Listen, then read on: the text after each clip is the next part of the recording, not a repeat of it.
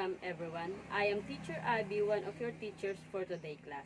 And we will discuss for today, it's all about creativity in the 21st century. But before we go and continue to our topic, we will be going to play Fictionary.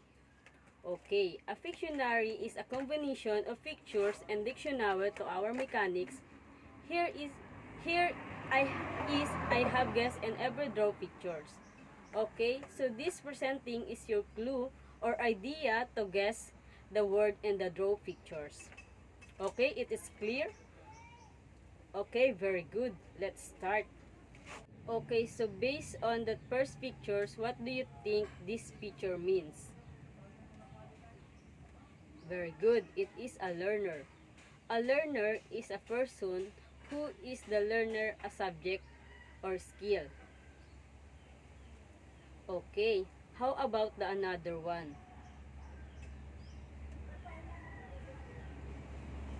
Okay, that's right. The answer is creativity. Creativity is the use of imagination or original ideas, especially in the production of an artistic work. Like I have said recently, we will discuss the creative and 21st century. A 21st century education is about giving students the skills they needed to succeed in this new world and helping them to grow the confidence to practice those skills. A 21st century learners are being having a different or a lot of skills that can be used in the future. Okay, so these abilities are classified into different categories, and the first one is creative in the 21st century, and followed by creative and design. And the last one is thinking for educators. So, in our discussion, we will derive into each category. So, we'll start by talking about learning skill or also known as 4Cs. 4Cs help students to adapt and to improve the workplace on the situation of a learner or other student skills, including the creativity, critical thinking, collaboration, and communication. So, the first category is creativity, developing out of the box thinking skills. So, as to overcome challenges and is an original fashion. This means the learner we want to develop their ability to see how opportunities for what to produce original ideas and to flexible adapt the changing situation to apply one's imagination to the complex problem.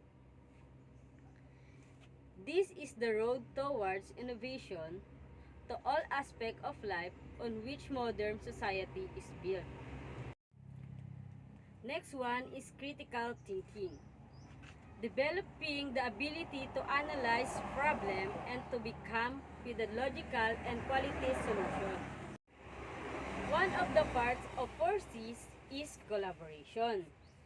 In collaboration, teamwork is the key to succeed not just in education but in life in general. Also, collaboration entails solving problems together, accepting other people's ideas, developing spirit, and learning how to accept responsibility with a team. So, collaboration is when you are going to work with another person or a group in order to achieve or do something. So, the last part of 4Cs is communication. Communication, it is presenting ideas and exchanging opinions using different methods. Ability to actively listen and understanding other people's views. In the other terms, communication is the upper process of using words, sounds, sign, or behavior to express or exchange information or to express your ideas, thoughts, and feelings. Again, our four C's are creative, critical thinking, collaboration, and communication. For the next topic will be discussed by Mr. Habana. Okay, I am teacher Jimwell and now let's proceed to the creativity and design for educators. Creativity and design thinking for educators. This process can be implemented into classroom lessons and projects to help students to generate and innovate their ideas. This is the way to solve or to define the challenges or the problems. It is also used to help the students to improve their perceptions and life. Students will begin to learn how to adapt and solve problems after conducting research and analyzing what they discovered. There are a lot of problems in education this pandemic crisis, but each of these concerns can be seen as an opportunity to change curriculum design, improve solutions for classrooms, schools, and communities. The challenges facing of educators are real, complex, and varied, and they need new answers. And the design thinking is one of these approaches. So, what is design thinking? Design thinking is a mindset where believing in yourself as educators that you can make difference and having an intentional process in order to get to your relevant solution that create on a positive impact. There are four attributes of design thinking and these are human-centered, optimistic, collaborative, and experimental. Okay, when we say human-centered, design thinking begins with empathy. In this case, the students, teachers, parents, and even the school administrators are the one who extend your empathy into them, and it's a human-centered, not a problem-centered. The next design thinking is collaborative. Collaborative design thinking benefits greatly from the views of a multiple perspective and other creativity booster. Okay, the third one is optimistic design. Optimistic design thinking is a fundamental belief that we all can create change no matter how hard or how big the problem is, how little or how small your budget is. And the last is experimental design. Experimental design, it gives you permission to fail and to learn from your mistakes because you come up with new ideas and get feedback on them and iterate. And now, what is the use of design thinking?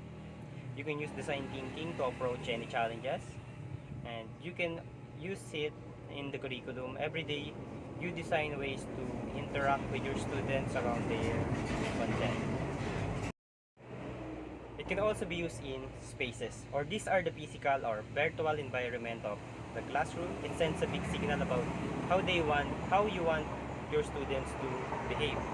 Okay, you can also use design thinking in creating processes and tools. Okay, right? There are already a lot of online tools that you can use for conducting classes. But what's your process there? Every process is already designed and thus it can be redesigned again to set up your schools for success. And lastly, you can also use design thinking for creating your systems. Okay, so designing a system is about balancing the complexity of many different stakeholders. When you say stakeholders, these are the parents, students, and administrators, and the needs of the operation. Now, let's proceed to the 5 phases of design thinking. The 5 phases of design thinking. The first one is empathize. Research your user's needs. Here, you should gain an empathetic understanding of the problem you're trying to solve, typically through user research. And second one is define. State your user's needs and problems. In this phase, you will accumulate the information gathered during the empathize stage. You then analyze your observations and synthesize them to define the core problems you and your team have identified. These definitions are called the problem statements. The third one is ideate. Challenge assumptions and create ideas. Now you're ready to generate ideas. A solid background of knowledge from the first two phrases means you can start to think outside of the box. Look for alternative ways to view the problem and identify the innovative solutions to the problem statement you've created. And the fourth is prototype. Start to create solutions. This is an experimental phase that aims to identify the best possible solution for each problem found. And the last one is the test. Try your solutions out. Evaluators rigorously test the prototypes, although this is the final phase. Design thinking is iterative, and teams often use the results to define one or more further problems. Again, the five phases of design thinking are empathize, define, ideate, prototype, and test. And that's it for today. And if you have a question, suggestion, reaction, or violent reaction, please comment down below, and thank you.